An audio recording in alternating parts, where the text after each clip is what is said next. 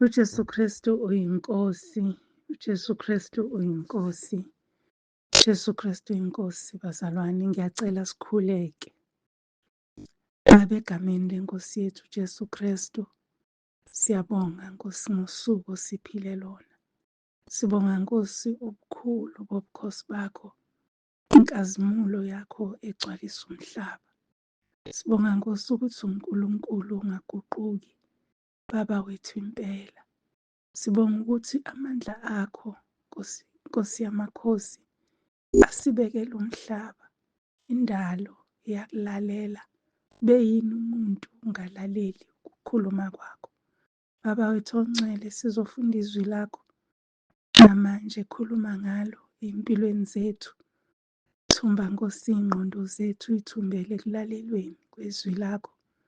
Sizinikela kuwe ngalesi sikhathi. Wena owenza okungenzeki kubantu, kuwe kwenzeke. Wena ovula iminyango ebivaliwe ingabe isavaleka. Wena ovalayo kungavuli muntu. Wena odala indlela olwandle olubovu kuhanjwe emhlabathini owomile. Nkosi, nansi imiphefumulo yethu, nxanele ukulalela izwi lakho. Senze Nkosi ukuba sizwe. uJesu Kristu uyinkosi, uJesu Kristu uyinkosi, uJesu Kristu uyinkosi. Amen. Ngiphinde nginibingelele bazalwane egameni lenkosi yethu uJesu Kristu. Siyambonga kakhulu uNkulunkulu wethu ngalesi sikhathi. Okwethembeka kwakhe kumile kuze kube phakade naphakade. Siyabonga bazalwane ukuphinde sihlangane, kungumusa. Akukhona ngokuhlakanipha nangokuqonda kwethu. Ngizongixolela-ke, angitshajanga i-passport zami, so ukusho ukuthi umsindo nje uzongena ngisho ngoba ngizwa le moto eduma kakhulu kwamakhelwane. Ningibekezelele-ke bazalwane. Namhlanje-ke sizofunda incwadi kaJona, uJona eTestamentini Elidala, uJona. Sizofunda nje uJona chapter 1, sifunde nje amavesi ambalwa kuJona kusukela ekuqaleni. Chapter 1 from verse 1. Jonah chapter 1 from verse 1. Kufundeka kanjena-ke bazalwane, uJesu Kristu inkosi. Isihloko esibhalwe la sithi uJona ubalekela uNkulunkulu. Siyaqala ukufunda.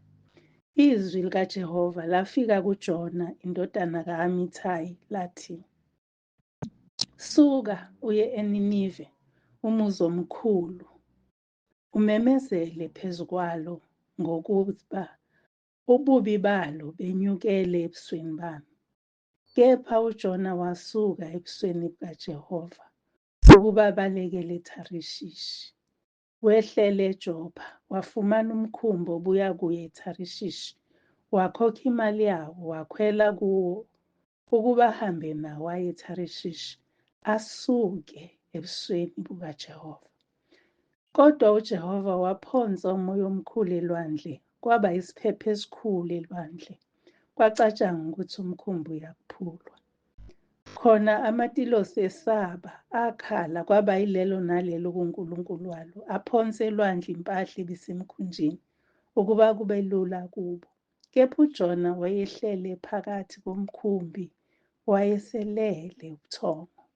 Kwase kusondela kuye induna yomkhumbi yathi, unani wena ulele ubuthongo na?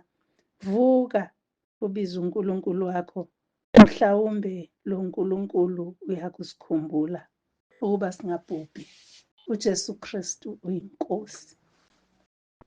Leli zwi-ke bazalwane sizokhulumela phezu kwalo. Isihloko esiye safika enhlizweni yami ukuthi uma uNkulunkulu ekhuluma nawe ekuthuma, ungabalekeli ukuthonywa uNkulunkulu. Kuyiphutha elikhulu bazalwane lelo esilenzayo singabantwana bakaNkulunkulu. Uma ngihlehla nje ngibheka uMose wathi mayethunywa wabika izaba, wathi nginamalimi angikwazi ukukhuluma futhi ngibalekile kwaFaro. Wabeka izinto ey'ningi uNkulunkulu ayeney'mpendulo zazo. Waze washo nokuthi ngeke bangikholwe kwabona abantu bakwa-Israyeli. Ngiyothi ngithunywe ubani? Uthi-ke uNkulunkulu uyothi nginguye nginguye. Uthi onguye ungithumile. So uNkulunkulu uma ngabe kuthuma usuke ezazi iy'ngqinamba ozobhekana nazo futhi usuke ezokupha amandla okunqoba. Uma ngabe uNkulunkulu ekubiza ekhuluma nawe uyesabeka, yebo.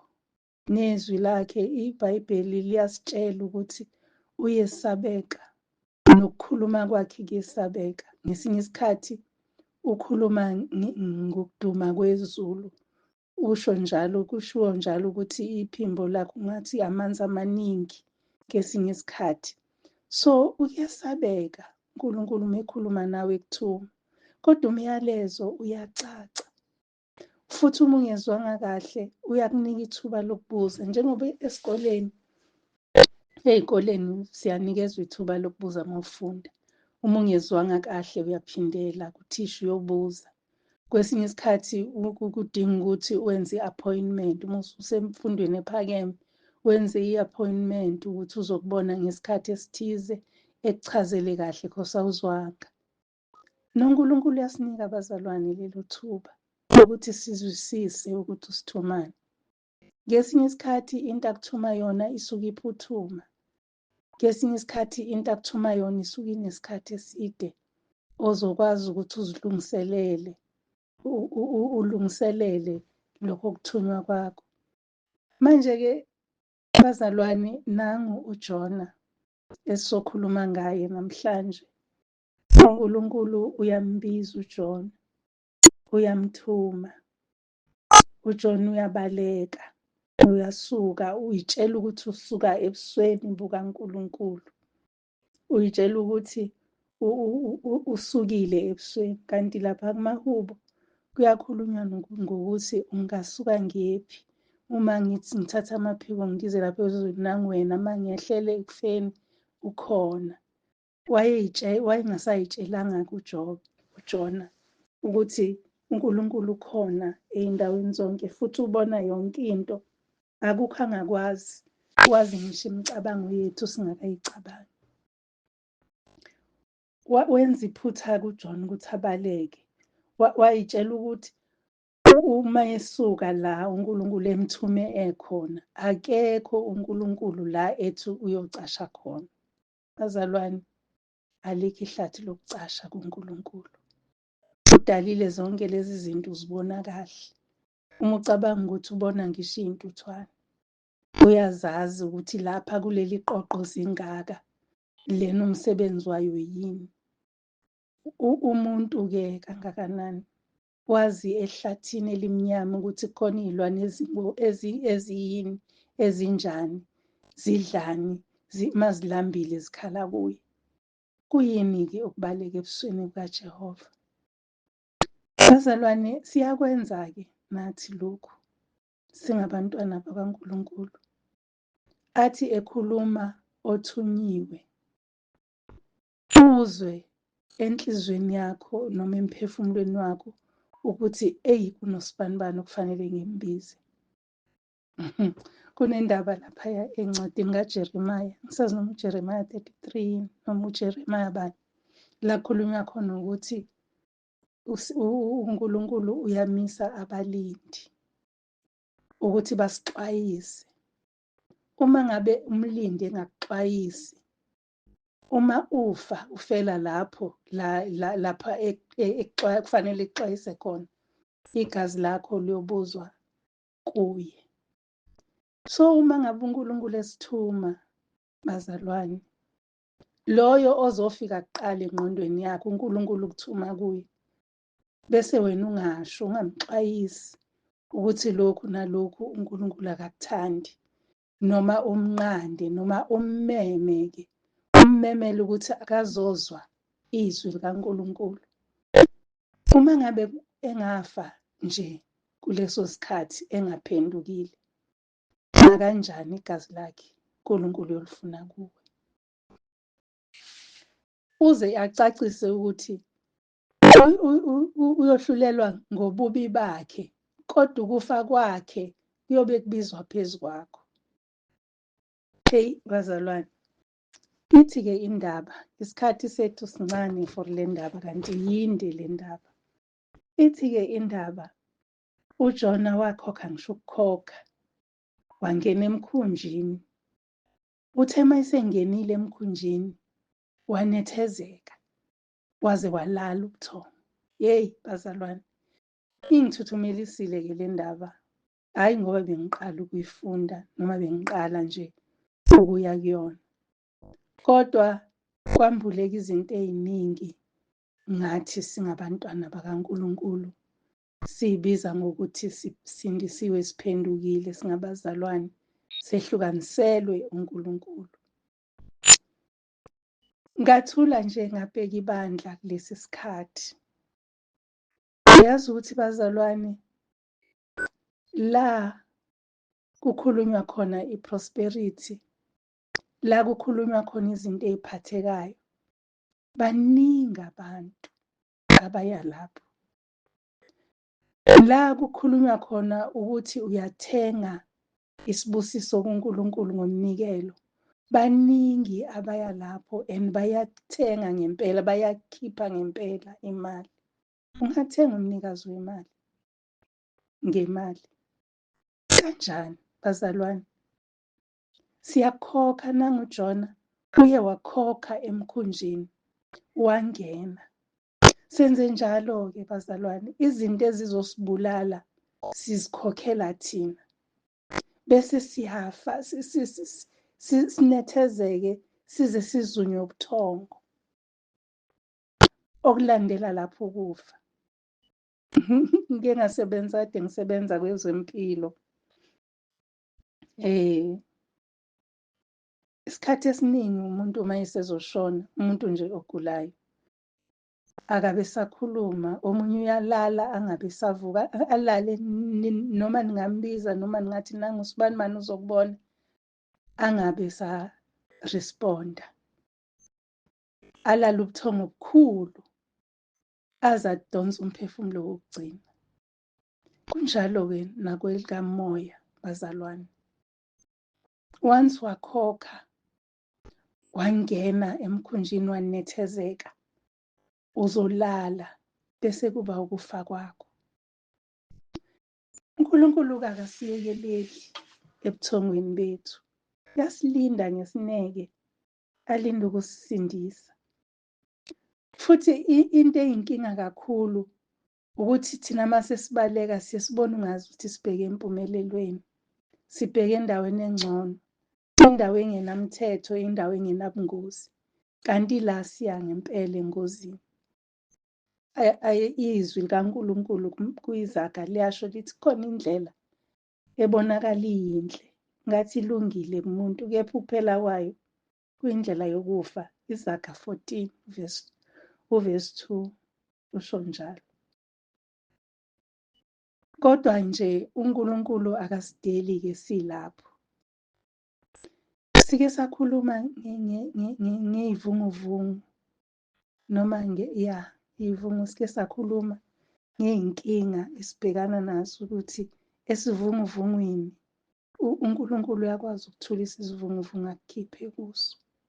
Kukhona futhi iy'vunguvungu ezilethwa uyena uqobo ngoba ekunqanda, ithi umhlabeleli noma unganqanda ngenhlupheko.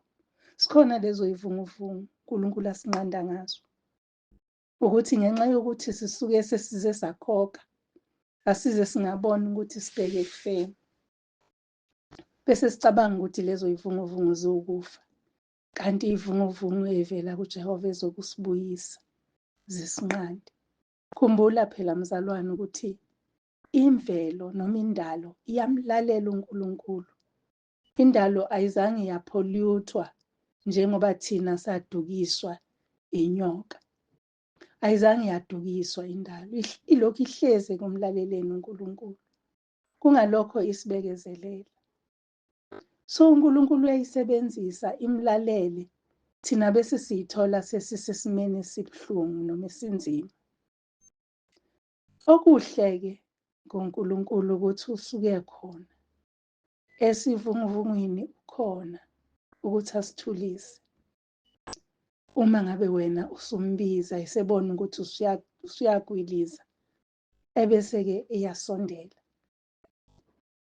Uma ngabe uzombiza uNkulunkulu uvuke, ngikhumbula ukuthi encwadini kaMathew laphaya iNkosi uJesu ise entabeni yemnqumo, ngobusuku eyayizobanjwa ngayo, yaze yabakhuza abafundi, yathi beningelinde nami nje ihora libe linye.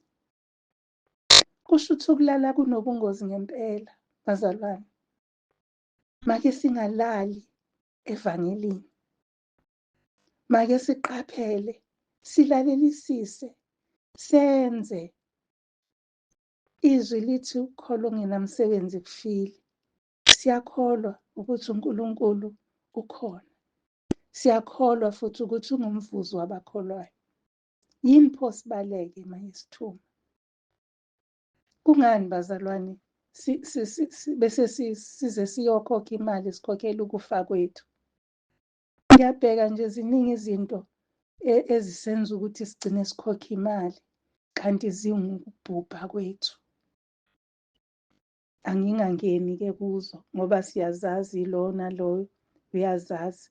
Kodwa-ke uJehova uyanqanda ngesinye isikhathi ngenhlupheko ngoba esithanda. uJehova uyayicontrol indalo njengoba ngingasho. Endalweni ukhona naye, emvelweni njengoba nathi asibeka. Manje uma ngabe ukwazi ukuthi la ngikhona izivunguvungu ezingivukelayo ngoba ngiyanqandwa, kubalulekile ukuthi umbize uNkulunkulu.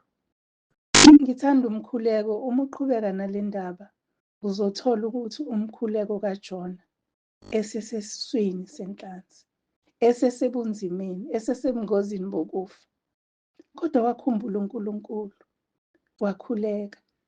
Ungafeli la ukhona, ungafi ufelela la ukhona. Mhlawumbe unethezekile, yebo, awusenaso nesikhathi sokuthandaza ngenxa yokuthi unethezekile, usulele, awusenaso nesikhathi sokubheka ukuthi isikhathi sini ewashini kaNkulunkulu. Awusenaso nje nesikhathi sokuthi ngoba ucomfortable, uku-comfort zone. uNkulunkulu ukulindile ngesineke. Isho njalo nje incwadi yakhe ukuthi uyasilinda ngesineke ngoba akalibali isithembiso sakhe. Kuyincwadi kaPetro lapho u-2 Peter, Petro wesibili, chapter 3 verse 9. Uthi inkosi ayilibali ngesithembiso sayo njengalokhu abanye bathi kungukulibala, kepha iyanibekezelela, ingathandi ubabhubhe namunye, kodwa ukuba bonke beze kuphendukeni.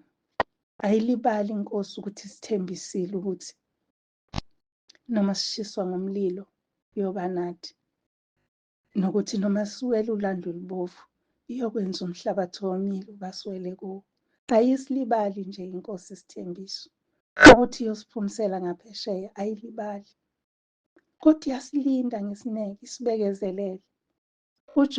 uJona kwambiza ukuthi aze aphoswe olwandle, nalapho wayitshela ukuthi sengifile. uNkulunkulu esivunguvungwini wathumela inhlanzi ukuthi imgwinye. Ngoba intando kaNkulunkulu, bazalwane, angeke ihluleke. Icebo lakhe alihluleki, icebo lakhe liyama. Inhloso kaNkulunkulu ukuthi basindiswe abantu, ngathi thina sesikubonile ukukhanya. uJona wayethole umusa, wayefumana umusa kuNkulunkulu ukuthi kuyena kubalelwe ihlwele.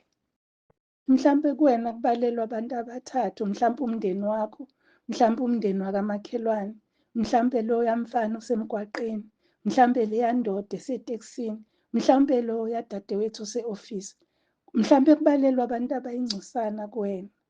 KuJona kwakubalelwa isizwe sonke saseNinive. Umvuzo ongakanani lo, bazalwane? Inkosi mayenza isithembiso ibeka umvuzo. Umvuzo ongakanani lo? So bazalwane, asingalibalekeli ukuthunywa uNkulunkulu. Asingalibalekeli icebo likaNkulunkulu.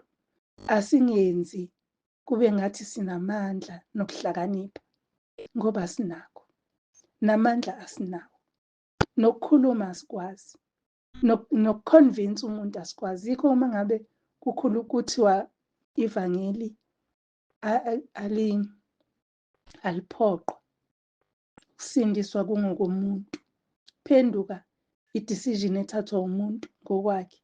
Awukwazi ukuthi umphoqe, awukwazi ukuthi umconvince, awukwazi ukuthi ungamniki ithuba lokucabanga, ngoba kungokwakhe. Wenzela ukuphila kwakhe. Wena mtshele lokho uNkulunkulu athi ngitshele khona, bese ukushiyela kuye. Ngiyayithanda le ndaba kaJona ngoba uJona wenza njengoba kushiwo. Wathi uma yephuma laphaya, inhlanzi yamhlanzela ngalala kufanele ukuthi akaye khona. Ikiyenzeke lento empilweni uthi ungezwananga nomuntu othize, kodwa uhlangane naye. Kube khona lokho lithi izwi, uma ngabe unensolo omunye, mthethelele. Kube ukuthi nje kubiza ukuthi wena iya kuye uthi ngiyaxolisa. Kodwa kunalokho ufihla amehlo, bhekele izwi likhulume nawe, hamba uyoxolisa nibuyisane. Uthi uma uhlangana, inkosi ikwenza ukuthi uhlangane futhi naye. Once wabheka eceleni usuthatha umkhumbi wabheka eNinive, wabheka eThashishi.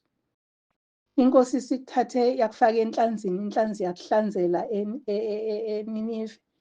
Wena wajika eNinive wabheka futhi eThashishi. Uma ngabe uke waba nokuphambana nomuntu, kuthiwa hamba uyoxolisa, inkosi izomletha lowo muntu kuwe. Bese wena kufanele ukuthi uxolise. Noma kufanele usho okuthize okuzomsiza kumqaqe naye, mhlawumbe asho ukuthi hayi ngiyaxolisa nami. Kukangakanani sibalekela ukuthunywa uNkulunkulu? Kukangakanani siziba ukuthunywa uNkulunkulu? Kukangakanani singenzi njengalokho esho? Siyavuswa. Ngiyayithanda le ndaba ngoba amatilosi ahamba ayomvusa. Aqali ukuvusa umuntu emkhumbini. NoJesu wake wavuswa sekunesivunguvungu olwandle. Abafundi kwayima bekhumbula ukuthi hayibo ulele, bayomvusa. Naye-ke uJona wayese comfortable, eseyitshela ukuthi ngisukile emehlweni kaNkulunkulu. Wehlela enzansi, wehlela phansi, kamereni eliphansi impela. Wayitshela ukuthi hayi, angikho nje ebusweni kaNkulunkulu. uNkulunkulu ukhona ey'ndaweni zonke, futhi uNkulunkulu ubona ey'ndaweni zonke. Uma ngabe-ke uJona eselapho, elithi izwi, njengoba sinikezwa leli zwi namhlanje, khona sebelele, asebe-comfortable ngendlela yokuthi sebeze balala, kanti sebelala ubuthongo bokufa. Bazalwane, lithi izwi lapha kwabaseFesu 5, uvesi 14 wakhona, ngalokho uthi, phaphama wena oleleyo, uvuke kwabafileyo, uKristu uzokukhanyisa. Kunethemba bazalwane elikhona ukuthi uma ngabe uvuka uzokhanyiswa. uJona-ke waya-ke eNinive, waphuma lapho enjalo engasenamthwalo, ngoba iy'mpahla zakhe zasey'lahliwe phela ngesikhathi ku-emthisha umkhumbi, naye yakhe imithwalo ya-emthishwa yaphoswa olwandle. Wangena nje yena eyedwa esiswini senhlanzi. uNkulunkulu wayefuna yena. Injalo nje le ndaba, singaba umndeni okholwayo kwaNsibande, kodwa uNkulunkulu uma efuna umuntu oyedwa emndenini kwaNsibande, uzophuma lowo muntu. Njengoba biza u-Abraham emndenini wakhe, waphuma u-Abraham enjengoba enjalo. So uJona naye wayebiziwe esizweni sonke ukuthi ayokhulula izwe laseNiniva. Akayanga-ke bazalwane uJona ngamaqhinga e-politics. Siyazi ukuthi epolitikini uma befuna nivote bafike bathi sizokwenza lokhu, senze lokhu, senze lokhu, senze lokhu okuhle kodwa. Uma uqhamuka ne-question bayiphendula ngokuhle kodwa okuzokwenzeka, baze bamise ney'khathi. uJona akayanga ngaleyo ndlela, waya nomyalezo uNkulunkulu amnikeze wona. Wathi nje phendukani. Phela lowo myalezo wathi uNkulunkulu uzolibhubhisa iNinive ngey'nsuku eziwukuthi. Phendukani. Bezwa lelo gama banyakaza, baphenduka, bazila ukudla, bayicelela intethelelo. uNkulunkulu wayeseshilo wathi ububi babo bunyukele kuyena, so uzobabhubhisa. Alijike izwi lakhe. Kodwa ngenxa yokuthi bazila ukudla, bakhuleka, babopha iy'nhliziyo zabo nemiphefumulo yabo, baqondisa kuNkulunkulu. uNkulunkulu wezwa, wabakhanyisela, baphila, wabapha ukuphila. Manje uma ngabe kuleso simo kusona, umusa kaNkulunkulu ukwanele. Omunye akazi nokuthi uzothathana ahlanganise nani. Kuleso simo kusona, uNkulunkulu khona. Futhi kuleso simo obhekene naso, uNkulunkulu usaze kuqala kunawe. Futhi uyayibona nendlela yokuphunyuka. Wena kwakho ubiza yena, ubheke kuye, yena akunika indlela yokuphila. Uma ngabe sizobambelela ekutheni sinikezwe iy'nkinga uNkulunkulu, singabambeleli ekutheni Nkosi uyanginqanda ukuthi ngibuyele kuwe. Singabambeleli ekutheni Nkosi sengiyahluleka, ngiyaminza, njengoba kwenza uPetro ngelinye ilanga ethe ufuna ukuhamba phezu kwamanzi eziJesu phezu kolwandle. Wathi uma yebona ukuthi nakhu sengiyacwila, wathi Nkosi ngisize. Esimeni esinzima, mbiza uNkulunkulu, uyezwa, uzokusindisa. Futhi akusikho ukuthi asiqede ngey'nkinga esingena kuzona, cha. Kodwa ezokuthi asisindise, ezokuthi sibone umusa wakhe ukuthi mkhulu kangakanani. Njengoba incwadi yesililo isho ukuthi umusa kaJehova uthi asiqediwe, ngoba ububele bakhe akupheli. Noma ngabe-ke usucindezeleke kangakanani, hlala wena kuNkulunkulu, msukususa ithemba lakho kuye, mbize esiseduze. Uthi phela useduze nabanhliziyo echobozekile, angithi? Sokusho ukuthi uma usenkingeni useduze uNkulunkulu, mbize, uzokuphendula. Ngicabanga indaba yemvu yolahleko. Imvu eyayilahlekile, la ethi uJesu umfanekiso awushoyo ukuthi ushiya ezu-99 ahambele yodwa. Kusho ukuthi sonke siyigugu uNkulunkulu, sine-value, uyasiveluisha, siyigugu kuye, uyasithanda. Angeke athi hayi sebebaningi abasey'nkingeni, ngizotakula oyedwa. Kodwa noma ngizotakula osibanibani mhlawumbe abasey'nkingeni ey'nkulu, cha. Ngisho noma ngabe incane kanjani, uma ubiza yena nje, unesiqiniseko ukuthi sixazululekile. Ingaxazululeka manje, ixazululeke kusasa, ixazululeke ngonyaka ozayo, noma ngalowa nyaka ngokwe-timing yakhe. Manje bazalwane, asingafani noJona, asingabalekeli ukuthunywa uNkulunkulu, ngoba ngempela amagazi abantu azofunwa kuthina. Masingakhulumi amanga, usho njalo umpostoli uPawulu kwabaseKorinti, uthi angizange ngikhulume okwami ukuhlakanipha kunina, nginitshele ngevangeli likaKristu. So nina bambani lona, ningabambeleli kumuntu, bambani izwi likaNkulunkulu bazalwane, ningabheki abantu. Ilalela lokho akuthuma khona ukwenze. Mhlawumbe ukuthuma ukuthi ihlale ezinyaweni njengoMariya.